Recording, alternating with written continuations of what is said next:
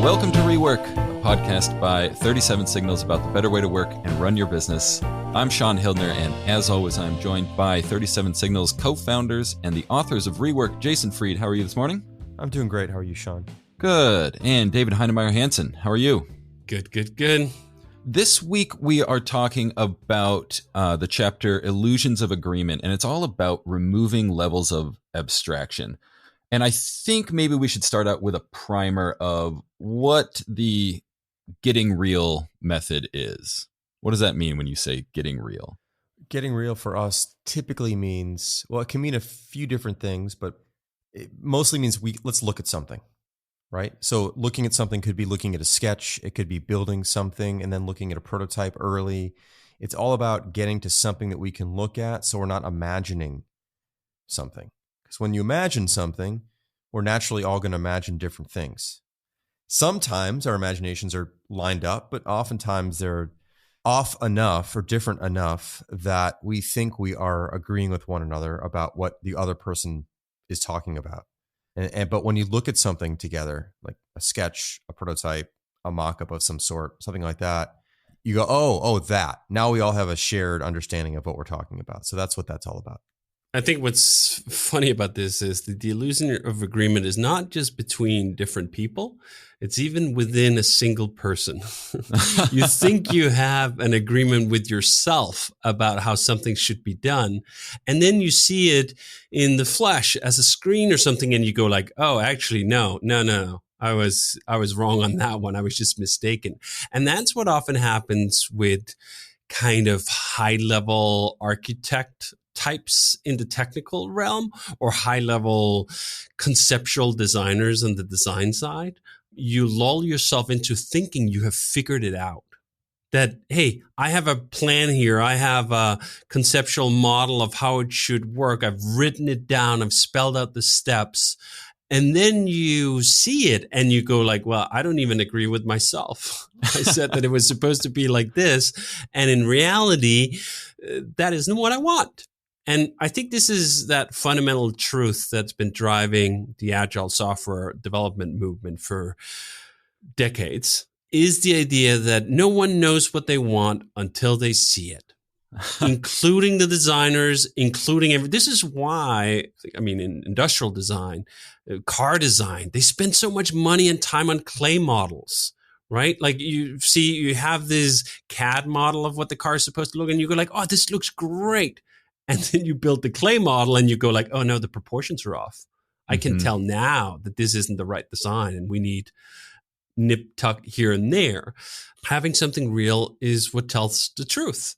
And we're actually not that good at imagining things. As humans, right? Yeah. And then, that just starts with yourself. It starts with you as a designer, as a programmer, whatever. And it just gets exponentially harder when you involve other people. Oftentimes, Jason or I will be working on something and we will have that illusion of agreement with the thing we're on. And I'm like, oh, wow, okay, we'll figure it out once we get real. But you add like 2, 3, 4 other people on it. We're sitting like 4 or 5 people discussing something. It just gets exponentially worse, which is also why I think a lot of large team productions, what they produce ends up being so not so great. Many times, because you have these illusions of agreement, you've lined up the gears. This is where we're going. And then it gets hard to stop it. This race to something real, to getting real, to have running software, or if not running software, then a close approximation. Although I'd say, compared to what we talk about in the chapter, which is prototypes and so forth, we usually run to something more real than that. Like It starts with a sketch by Jason that eliminates some degree of illusion of agreement. If you've just written down the pitch, okay, some of it is gone, but there's still a fair amount left. And then you get to the running software, the thing that does something. You can click it. You can watch the flow. So part of this is that it's layered, right? Like the illusions of agreements is like a pie chart. We're cutting out first the 40% by having Jason's pitch sketch, and then we cut out another 40% by having the first part of the running software. And now we're 20% away from like, okay, we're in agreement. I think the other thing I would add too is it's not just about accuracy of the idea. It's about like the completeness of the idea. And a feature we just shipped yesterday was called Bubble Up. which is a great feature. It's like our take on snooze in Hey. There was a feature, though, that we didn't anticipate initially that's part of this. It actually turned out to be really critical, which is this pop concept. The initial idea was you can bubble up an email later. So let's say you get an email and you want to see it on Friday, and today's Monday. You say, bubble this up Friday. So it goes away, comes back up Friday into a section called bubble up at the top of your inbox. Now, the original idea sort of stopped there. And that if you looked at that email, it would then leave the bubble up area and go back into the standard email flow.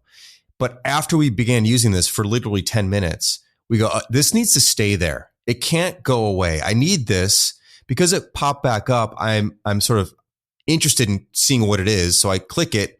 And then if it went away, I'd be frustrated. Right. So we had this idea that these bubbles should float to the top and stay there until you, quote, pop them. And we had to use the real thing. Now, it's possible. Someone could say, well, it's possible you could have just thought of that. And that's right. true. It's true. Yeah. But really, the reason why we came to that is because we began to use it. Yeah. And then that became very clear. And the only way to do that is to use something that's pretty real. And it was quite real and quite obvious the moment that we began using it. And what's so fascinating about that is that the difficulty of design when you use something real in that example, it was so obvious. You did not need to be a genius to see that this wasn't working. We could all see it wasn't working. Why would you invest so much time trying to imagine all the edge cases and considerations there could be with some feature that requires quite a lot of intellectual, conceptual firepower to sort of spin up that entire universe in your head, when you could simply just build the damn thing and just go in 10 minutes, as Jason said, oh, this isn't right. No. It can't just disappear. And it's just apparent to all. It's no longer a hard design problem. And I think this is one of those vintage 37 Signals thing is we try not to solve hard problems. Can you just move this problem either in time or in concreteness, and then suddenly a very hard problem like imagining the fact that the bubble can't go away just purely in your head becomes a very easy problem when you're seeing the reality of this not being right in the real world. It just transforms a whole class, if not the majority of design problems, from being very difficult to being substantially easier. Now, not everything is as easy as to go like, oh, it has to stay there. Sometimes you'll face it, but at least you'll know, right? That's the thing. At least it'll be apparent. You're highly unlikely to miss a glaring omission of design when you're looking at something real and you're actually using it. I mean, that's the important distinction. You're not just looking at it, right? This comes from usage. Yeah. And this is another, I think, critical part here is that we're not just using this in a clean science room somewhere, tinkering with the abstract. No. We applied this feature to our own data, right, and start using it with real data. This is another step of getting real. It's not just about building it. It's also about using it in anger, using it with something real and concrete, not fake data, not ipsum lorem, where things just look just right. You put in all the crappy real world data, the tests of design. The messiness. Yep. All the messiness of reality. And then immediately it's clear where it sticks out, where reality sticks out. And you go like, okay. When you go to present a new idea, a new feature or something, David was saying you start with a drawing. But even before that, how do you, within yourself, get to the point where you're ready for a drawing or a sketch? An idea, to use the term, bubbles up, basically. You have some thought, and that could come from a million different places, but you have some thought about a way to improve the product or to add something new to the product or improve something we have. And you start to kind of just think about it. I just start to think about it. And often I'll sketch. It's like a big mess of just like overlapping sketches, right? Yeah. It's just thoughts that I try to create some structure out of the chaos that's a new idea and go, how could this work? But that's me trying to get real. It's not real. It's a sketch, but it's realer than an abstract thought. Mm-hmm. And then you get somewhere you're like, okay, this kind of works. I think there's something here. And then I'll bounce it off David or I'll bounce it off someone else or whatever. And we'll play with it a little bit. But typically the full blown pitch, which we kind of call a shaping doc, when we shape up this idea, is typically words and pictures, because they support each other. Mm-hmm. a picture doesn't actually, what is it, say 1,000 words or whatever. It sometimes does, but not when you're just trying to describe like a flow or how things work, because it's just a kind of a snapshot in time. So these things sort of embrace each other and sort of explain each other. And that's the first version of getting real, but it's not that real because it doesn't actually exist. It helps remove some of the illusion, is to get back to the topic here. Some of the illusion has been cleared up. And now we have a better sense of what we're talking about. It's not the answer. It's a version of a potential answer, but at least we're looking at something that we can all go, I understand at least what I'm looking at here. There's some path to actually building the thing. I think paths begin to unveil themselves in people's minds. Like, we could do that, or this could work that way. It also it brings up questions that wouldn't have been brought up otherwise. Like, how are we going to do that? Or here's a simpler version of that. Or if we do it that way, it's going to take 4 weeks. If we do it this other way, it might take a week and a half. It's that stuff, but at least you're talking about something that you all know what you're talking about. And once you're at that level, the level of the sketch, the level of the pitch, there's enough to do these feasibility spikes that I like to do with a lot of things, because sometimes I'll look at a pitch by Jason and I'll have a hunch of how to do it. But I need to actually try it in the code to see whether we're, as we like to say, cutting with the grain. Does it fit within the existing architecture? Can we easily get from A to B? And sometimes quite early on, I'll remark on something in my brain about the pitch that's like, ooh, that thing might not be so easy. And then we jump into these other phases like trading concessions. Like I'll do a technical feasibility spike and I'll see what the code tells me. I'm reading tea leaves here from the source code, and the source code will reply back and it'll say like, yeah, here's an easy path. Here's a straight shot, but it just can't have this part of it. It doesn't have this component of it. And then we'll go back and interrogate the pitch. Usually means going to Jason's like, how much do you really care about this part of it? Right. And sometimes he'll go like, I don't care about it. It was a doodle. It was a scribble as part of it. It's not consequential at all. And other times he'll come back and say like, that's the whole feature. I mean, it's funny. I was just thinking about another feature we worked on, every from and every to, which is this feature we build in where you can go to a contact page and then you can see every email a person has sent you or you've sent to that person.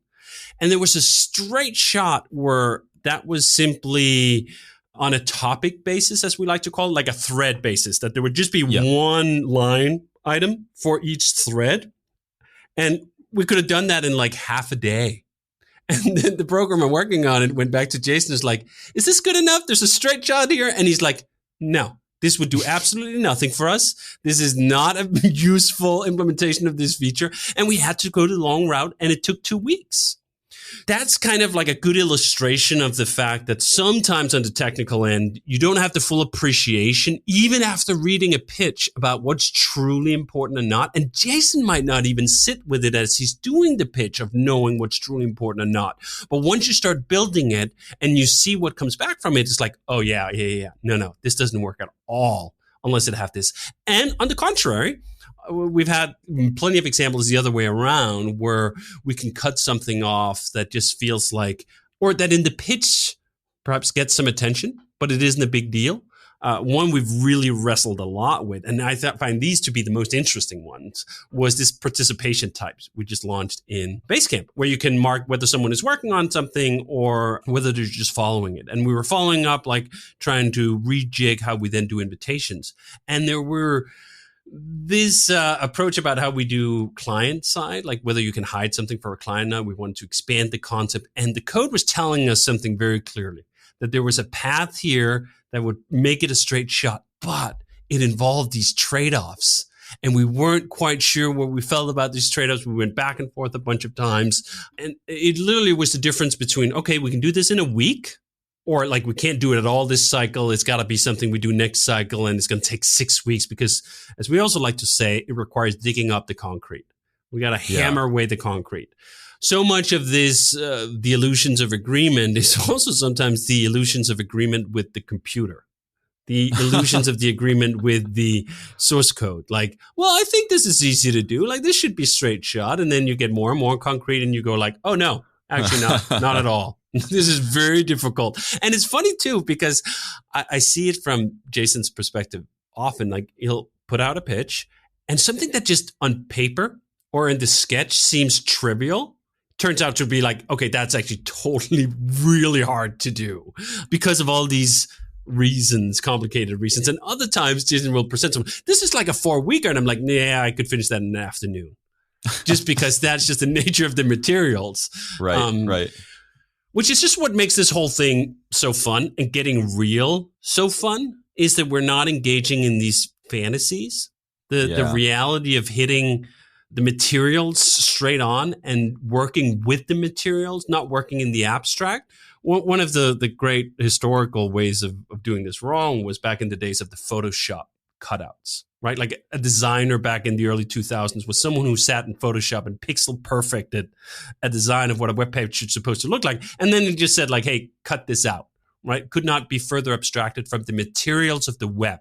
It was not HTML. It was not CSS. It was not JavaScript, right? It was made in this artificial vacuum where you could pixel perfect align everything. The closer you get to the materials, the closer you are to getting real. The quicker you can start working with the real things, right? Like making the jump from, I mean, you're designing a watch, right? You're sketching something out on paper and you're like, okay, what can we actually do with steel or gold or whatever? Yeah. This is, I think, important. The more complicated the idea, the more important it is to get real as soon as you can.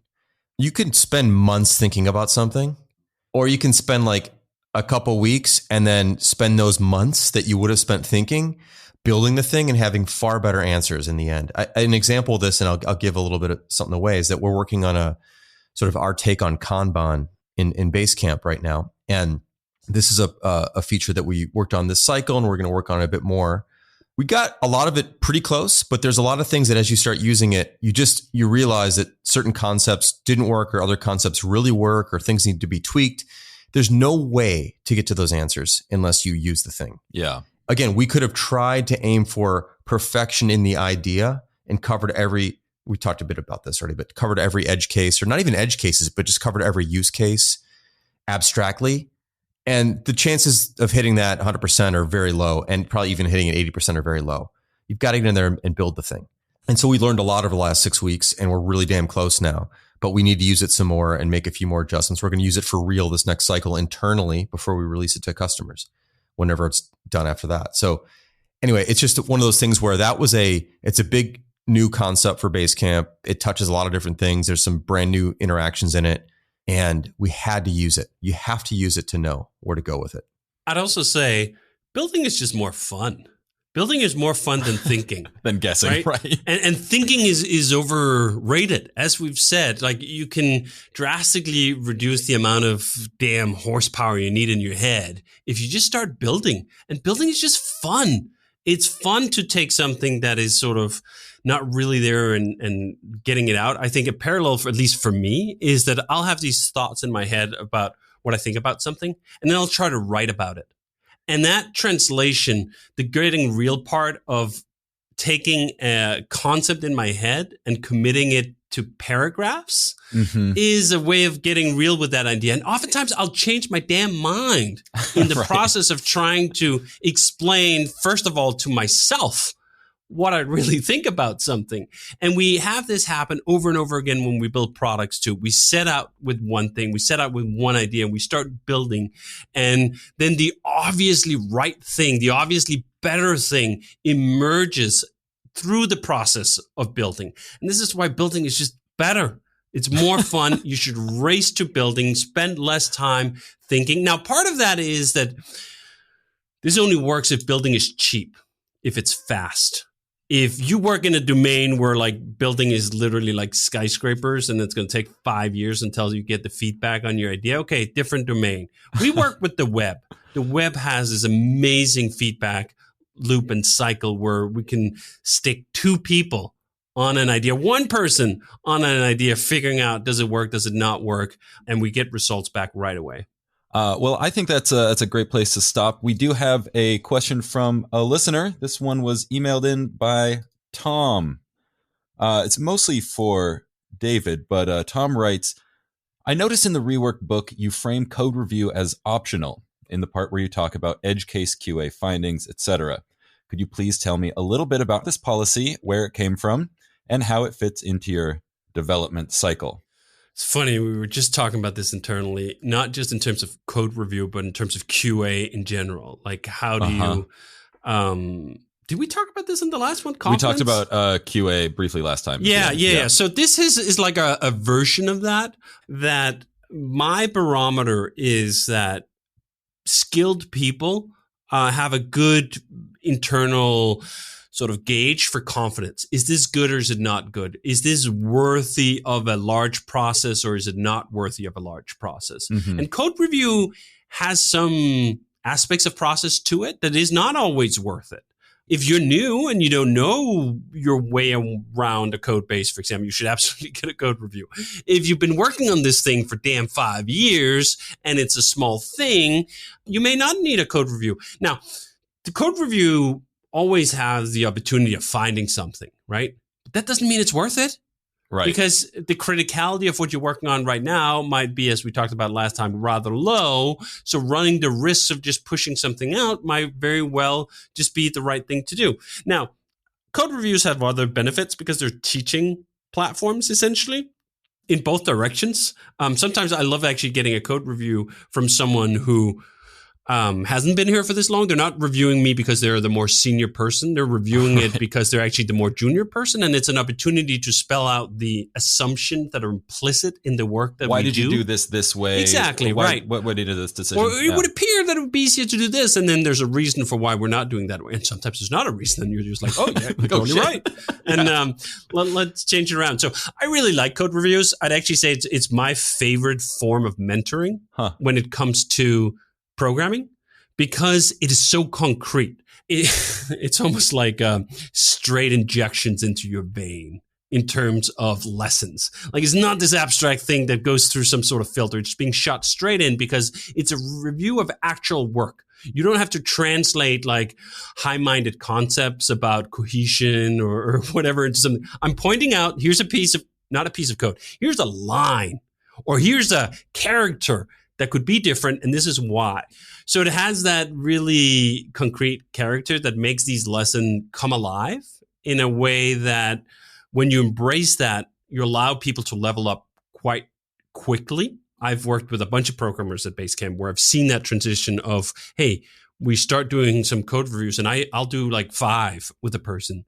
And the person is at a different level after the 5. Again, it's the getting real part.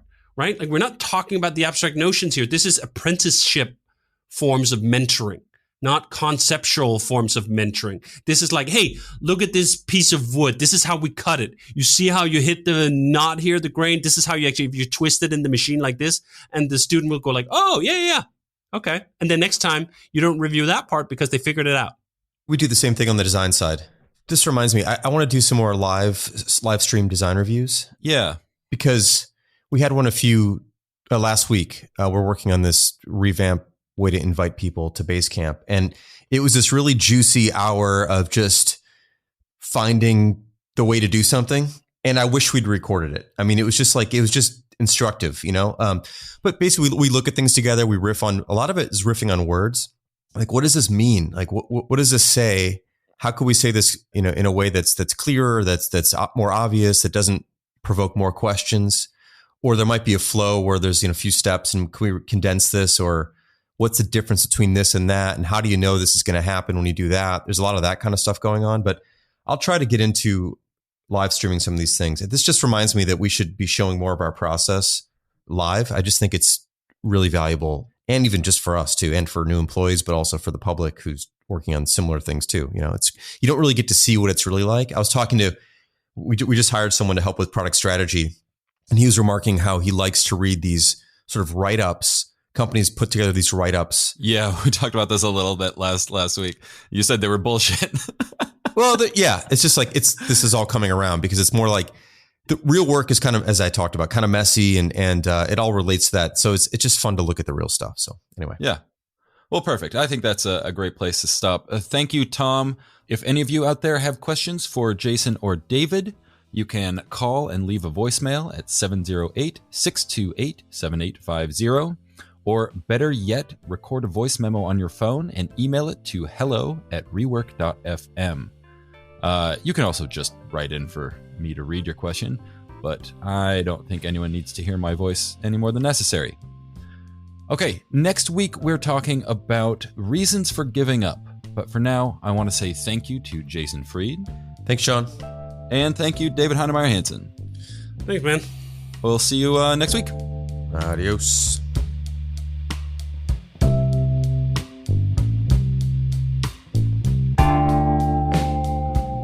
Rework is a production of 37 Signals. Our theme music is by Clipart. We're on the web at rework.fm, where you can find show notes and transcripts for this and every episode of Rework. We're also on Twitter at Rework Podcast.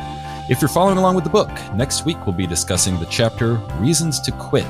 And if you like the show, I would greatly appreciate it if you could leave us a review on Apple Podcasts, Spotify, Overcast, or wherever you're listening to this.